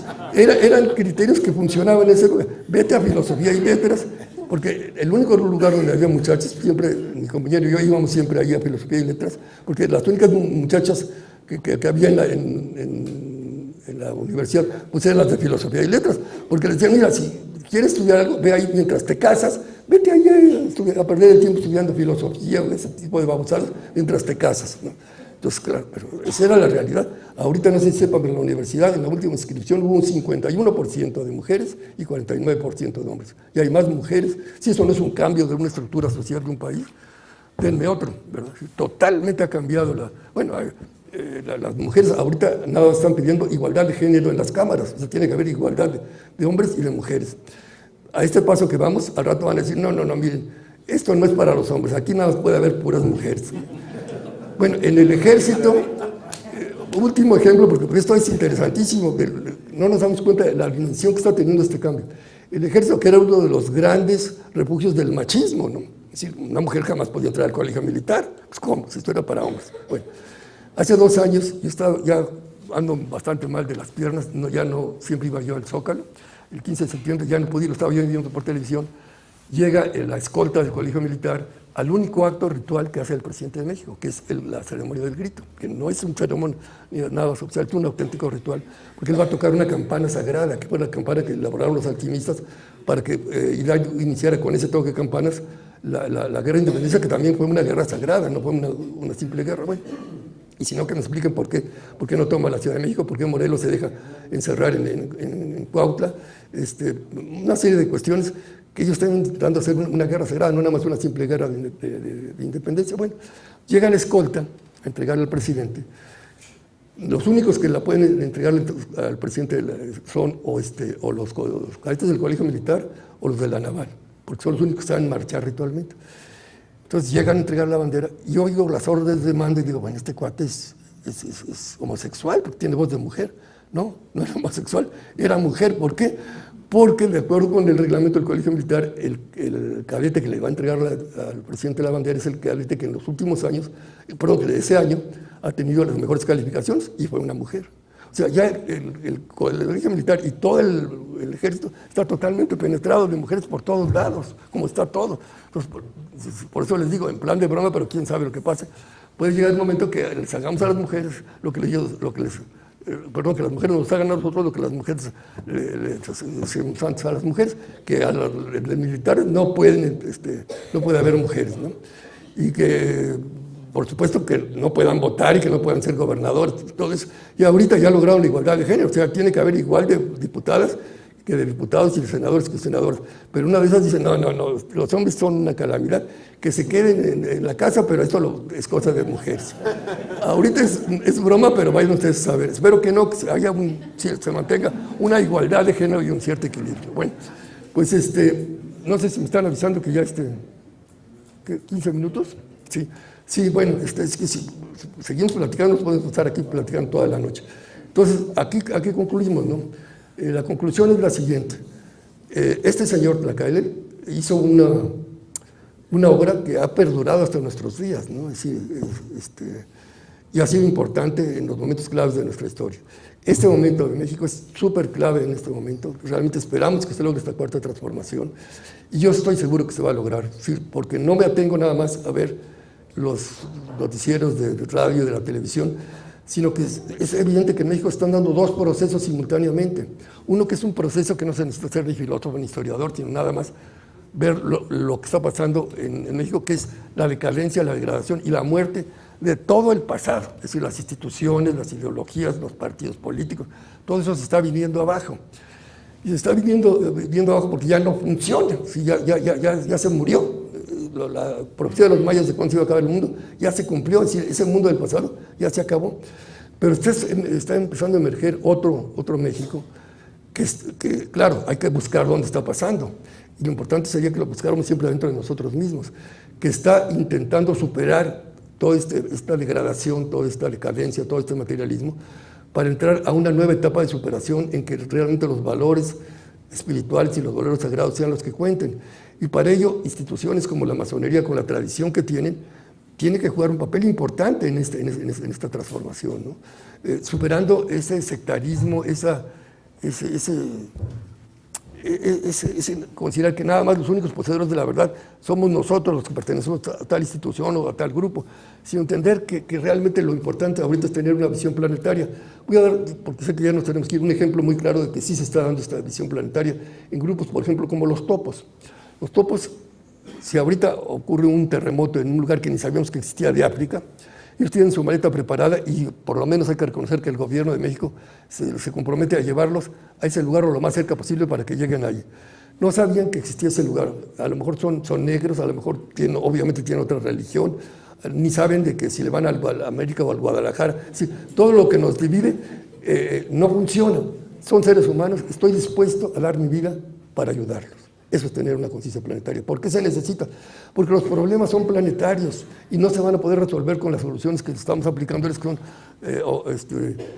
soluciones parciales y fragmentarias. Se necesitan soluciones planetarias y no se pueden entender, comprender ni aplicar estas soluciones si no se tiene una conciencia planetaria. Es entender que eso de que estamos separados en cuerpos no impide que tengamos una misma unidad como especie humana y que esa conciencia planetaria unida de los seres humanos, está unida a la conciencia de la Tierra, que también es un ser vivo, que está unida a la del cosmos. Entonces, ese paso es una mutación de conciencia de la especie humana y del planeta en la que está en juego en estos momentos. Y es la cuarta, ¿no? la transformación gigantesca que se tiene que hacer ahorita al adquirir esa conciencia planetaria.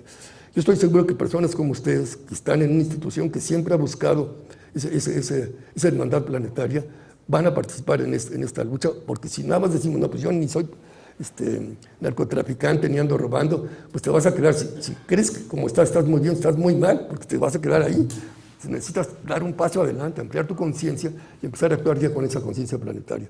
Las reservas espirituales de este país son enormes y lo están logrando. Hay lugares donde están preparando ya guerreros, águilas y jaguares, ya con esa visión planetaria, no con una visión local y sectaria, sino ya con esa visión planetaria, y se está dando ya esa lucha, ¿no? Entonces, mis mejores deseos son que cada uno de nosotros participemos en esa lucha. Muchas gracias por su atención.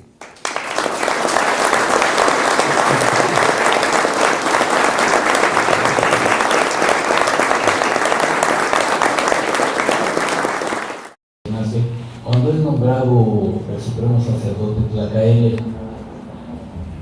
me parecía que lo lógico era que Tlacaele lo hubiera regresado a Cholula, donde está la sede de la Hermandad Blanca de Quetzalcóatl, sí, pero se queda en Tenochtitlan. Después se encuentra con el otro sacerdote en tierras mayas o unen el símbolo sagrado. Pero la gran duda es esta: ¿qué pasó con la Hermandad Blanca de Quetzalcóatl? ¿Qué ocurrió? ¿Siguió? Sí. ¿O desapareció? Mire, esa es la duda. ¿Qué pasó con la Hermandad Blanca de Quetzalcóatl? Sí, se la puedo contestar. Mire, esa hermandad sigue funcionando, sigue funcionando, pero en forma totalmente secreta. Le voy a dar un ejemplo, pero lo malo es que tenemos poco tiempo, ¿no? ¿No importa?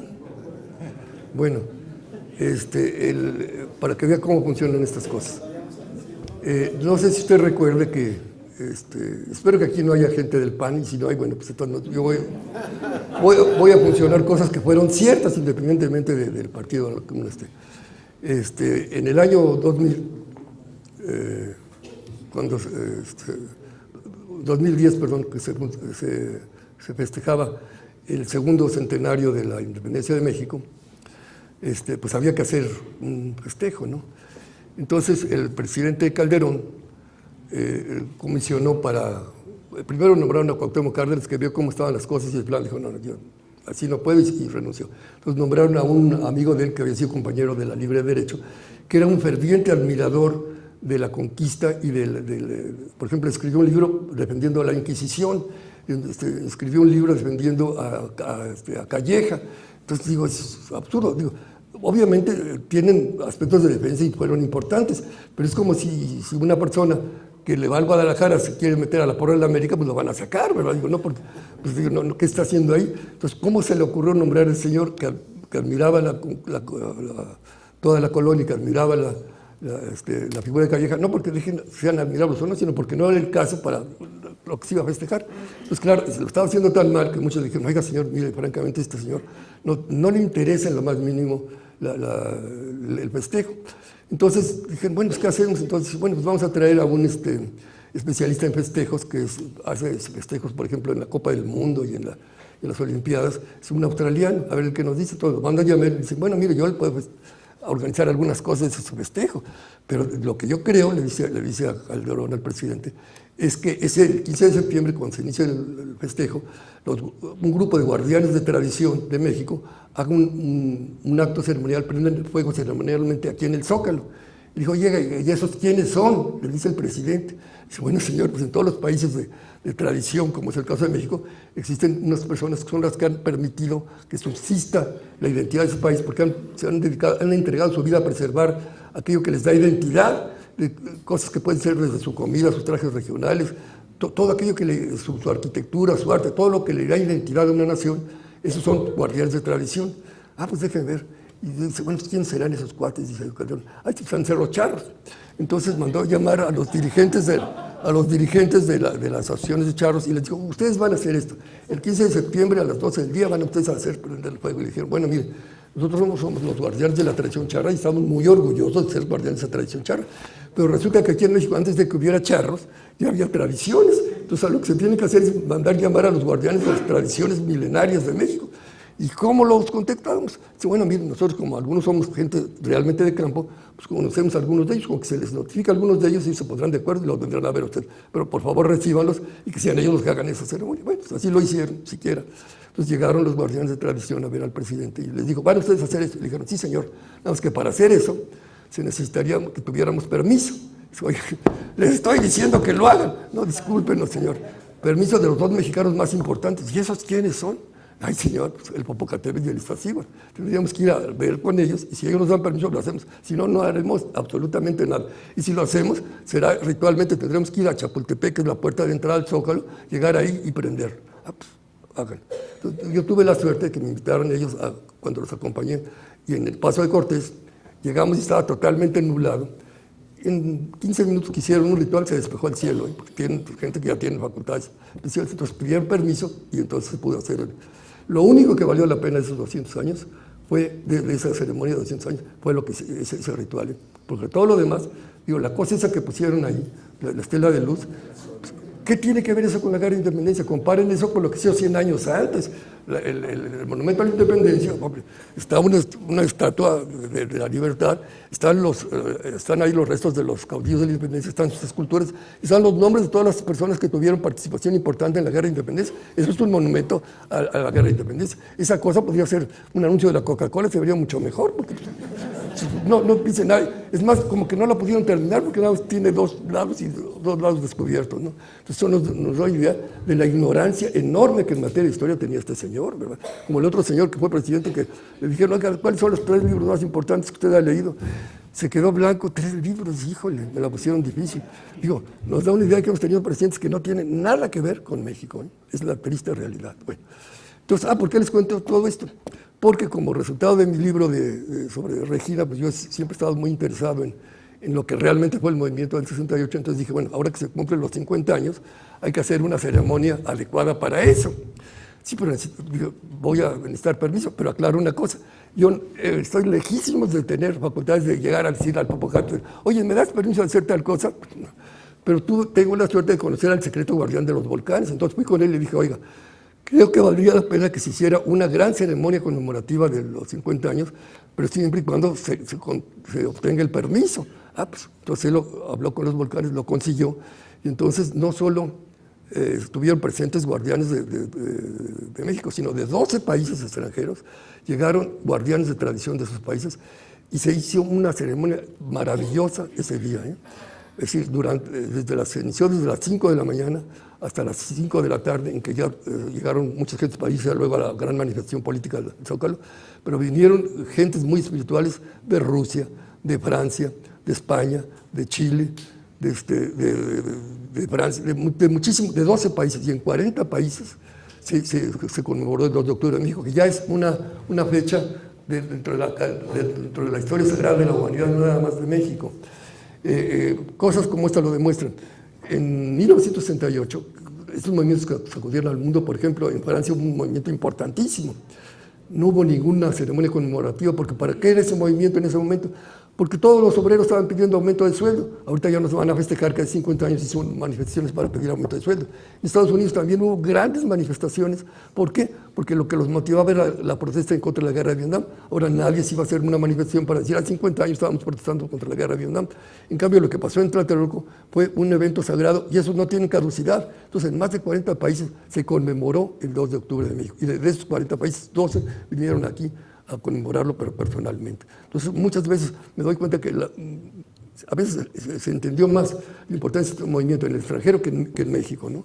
Pero fue un movimiento importantísimo que cambió la historia de la humanidad, ¿no? Y el personaje central, no les guste o no, a muchos, es Regina. Digo, no, que es un personaje inventado. Bueno, tú crees que es inventado, pero pues, todavía hay muchos testimonios de personas que la conocieron y que avalan eso, ¿no? No sé si eso contesta su pregunta, perdón. Espero que sí. ¿Otra pregunta? Sí. Muy bien, solicitamos de la manera más atenta que las personas que tengan preguntas sean de forma concreta y directa. Les agradecemos mucho. Sí. Gracias, buenas noches. Osvaldo Villalobos, del Grupo Cultural Tlacaire.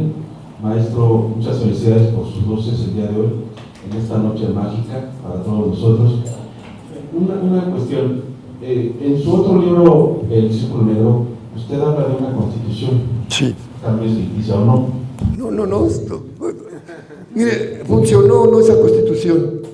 Mi pregunta es, en este gobierno se habla de una constitución moral. Sí. ¿Usted qué opina de eso? ¿Es el renacimiento o continuidad de esa constitución? No tiene que ver. No tiene que ver. Durante muchos años, desde 1940 y tantos hasta 90 y tantos, hubo una constitución real. ¿En qué consiste esa constitución? En que en México no había un presidente, había un monarca.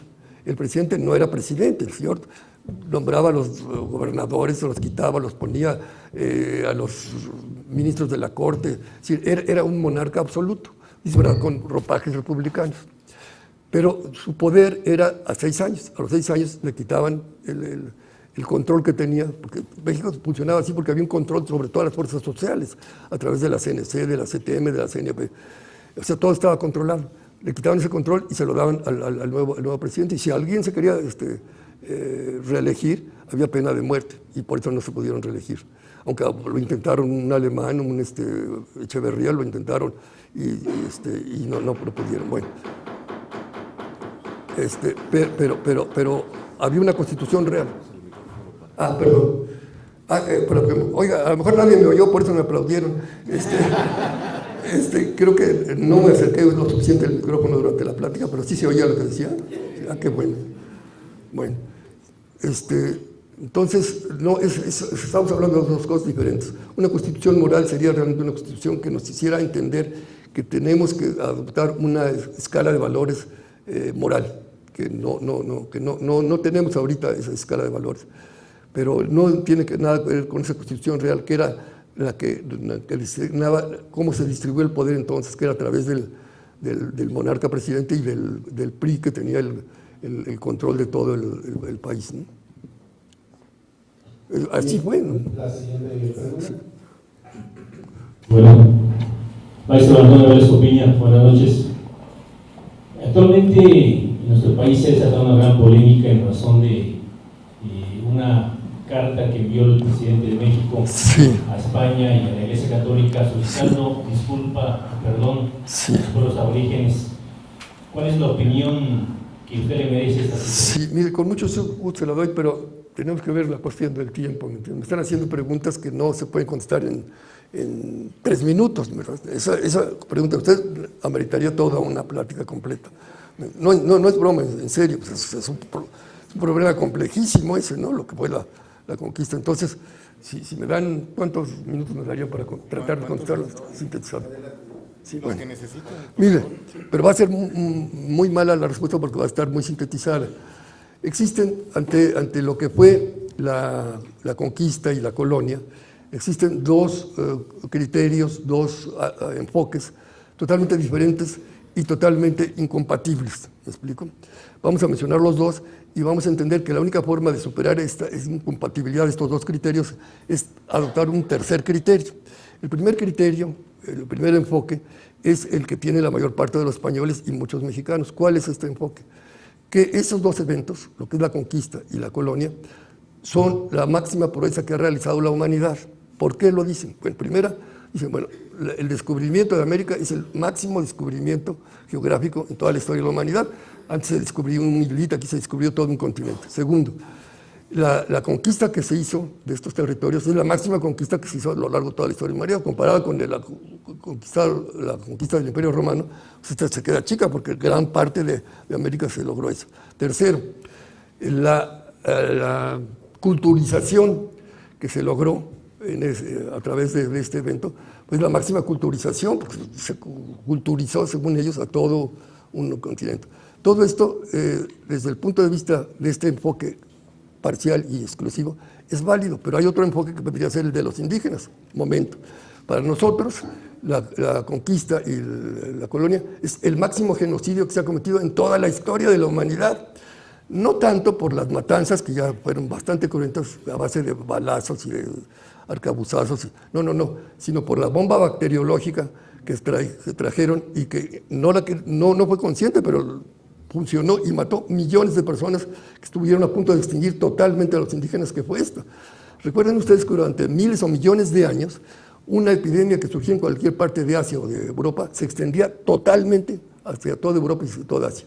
Nada de eso entraba a América. O sea, América estaba totalmente aislada de esas grandes epidemias que mataron durante siglos a muchísimas gentes, pero mataban a muchísimas gentes, pero dejaban a otras, y eso que habían desarrollado ya ciertos anticuerpos para combatir esas epidemias.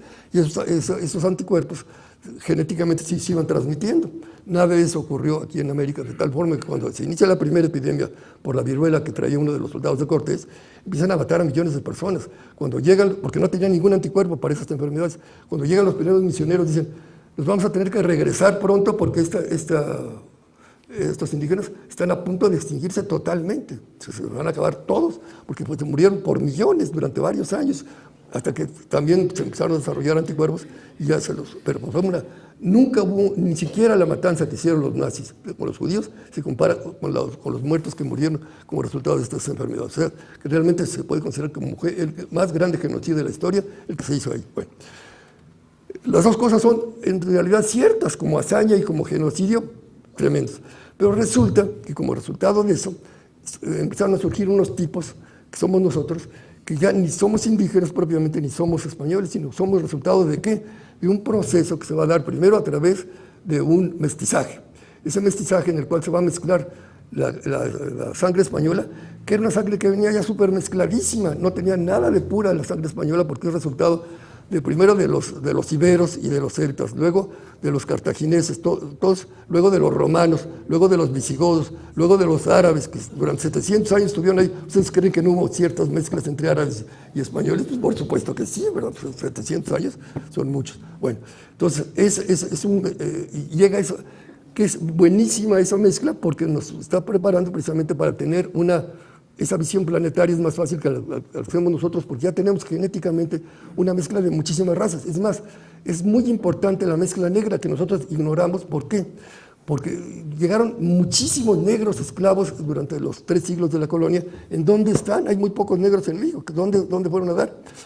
Los negros no tenían reconocimiento de seres humanos, eran como bestias, y si se podían comprar. Los indígenas sí, los indígenas eran seres humanos, estaban hasta amoladísimos, hasta lo más bajo de la escala social, pero eran seres humanos, no se podían comprar o vender como esclavos, ¿me explico? Y los negros sí, se podían matar incluso, sin mayor, como se puede matar a un perro. Bueno.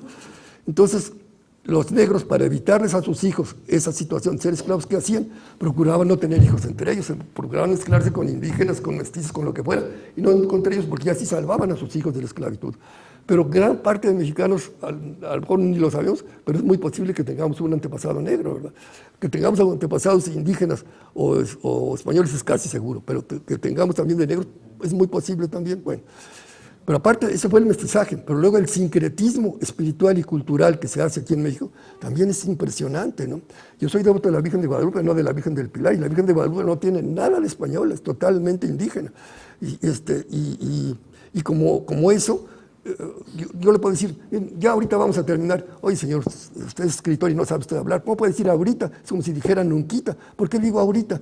Porque sin darnos cuenta, dentro de nuestra forma de hablar, hay una serie de conceptos de las lenguas indígenas que les encantaban los diminutivos. Entonces, por eso utilizamos tanto el diminutivo, palabras que no se pueden usar. Es como decir nunquita, pues no se puede, no tiene diminutivo la palabra nunca, la palabra ahora tampoco. Entonces, está mezclado en nuestro español. Es más, nos dicen, tú no hablas, tú cantas, nos dicen a veces en España. ¿Por qué? Porque precisamente las lenguas indígenas tenían un ritmo que semejaba al canto. Entonces, el sincretismo cultural fue enorme. Y el sincretismo espiritual también. La espiritualidad indígena, la concepción religiosa indígena no desaparece. Hay un sincretismo con la cristiana y subsiste hasta nuestros días. Las danzas sagradas prehispánicas han logrado subsistir, las marchas rituales, las rutas de las peregrinaciones, todo eso es totalmente de tradición indígena. Entonces, todo eso es lo que nos da identidad como mexicanos. Porque los mexicanos, indudablemente, somos una especie diferente a lo estrictamente español o a lo estrictamente indígena. Entonces, esa es reconociendo que los dos pueden tener la razón, tú como español y tú como indígena, tienes la razón. Fue una gran pobreza y fue un gran genocidio totalmente. Pero de ahí salimos nosotros. Precisamente a Regina, recuerden que ella actúa con 4 grandes guardianes y 3 son indígenas y uno es mestizo, lo está representando a nosotros, que es el Olmeca. Cuando ella empieza a mirar la catedral, los 3 indígenas le ponen cara y le dicen, oiga, miren, estos cuates no nada más hicieron la catedral, destruyeron todos nuestros templos, hicieron un genocidio tremendo.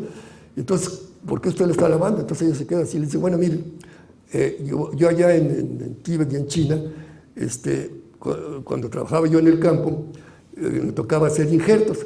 Y las plantas se quejaban de eso. Oye, no me estás fastidiando. Entonces yo les hice ver que ese injerto les iba a beneficiar. Y eso fue la conquista. Fue una cosa dolorosísima, pero fue un injerto que produjo algo diferente y nuevo y mejor que lo anterior, que somos nosotros los mexicanos actuales.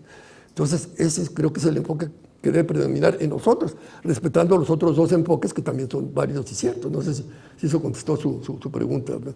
Entonces, el que se vuelva a plantear, a mí me parece bien porque vuelvo a esto. La historia que nosotros tenemos la estudiamos de una forma tan superficial que eventos precisamente como nada menos que como la conquista pues está estudiado muy superficialmente. Entonces, si en 1521, en 2021, se trata de reestudiar esto, se van a crear grandes polémicas, porque estos 2 criterios van a sobresalir, estos dos criterios. Pero espero que como resultado de esa polémica surja este tercer criterio de decir, bueno, esto es cierto, tiene usted la razón, pero hay un criterio nuevo que es que es el nuestro, que es el que nos es aplicable como resultado de esa proeza y como resultado de este genocidio. No sé si esto contesta su pregunta, pero en forma superficial, porque el asunto es complicadísimo, ¿eh? Muy bien, por obviedad de tiempo, le pedimos a las personas que tengan preguntas, nos las hagan llegar por escrito, se las mandaremos al maestro Antonio Velasco Piña, si nos haría favor de responderlas por escrito, y se las enviaremos. Mire, yo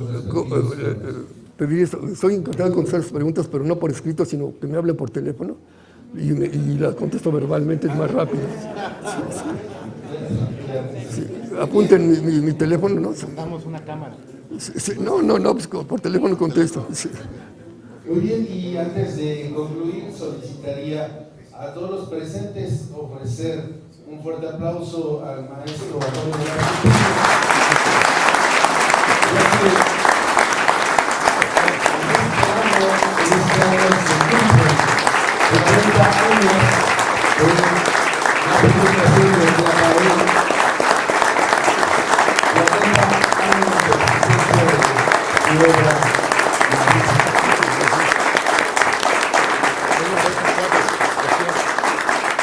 Muchas gracias, y les voy a decir algo. Para mí esto es muy especial por lo siguiente: tal vez esta con ustedes sea la última conferencia que yo imparta, porque ahorita tengo un problema de salud que si no lo logro resolver van a tener que hacer una operación de la columna para que yo no quede inválido, ¿no?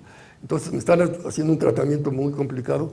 Es más, yo ya no estoy aceptando pláticas. Esta, como la había yo aceptado hace ya tiempo y todavía no he empezado yo este tratamiento, pues con muchísimo gusto. Así que creo que cerré con broche de oro mis actuaciones como conferencista, porque lo hice en un lugar particularmente respetable y admirado por mí como es este. Muchas gracias.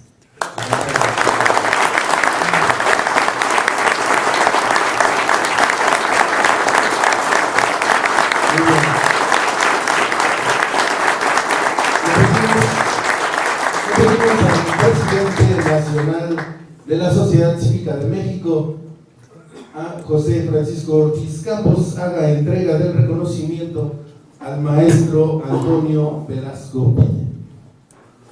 Maestro Antonio Velasco Piña, le agradecemos el honor de su presencia, el que haya aceptado la invitación para estar con nosotros, y me es muy grato a nombre de nuestra institución otorgarle este reconocimiento por su distinguida labor y aportación cultural en bien de la sociedad al impartir esta conferencia, Tlacaelel, el azteca entre los aztecas.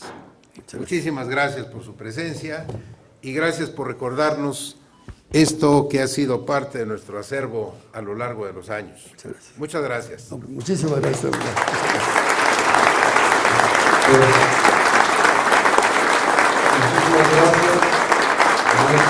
gracias al presidente José Campos por acompañarnos a todos ustedes esta noche.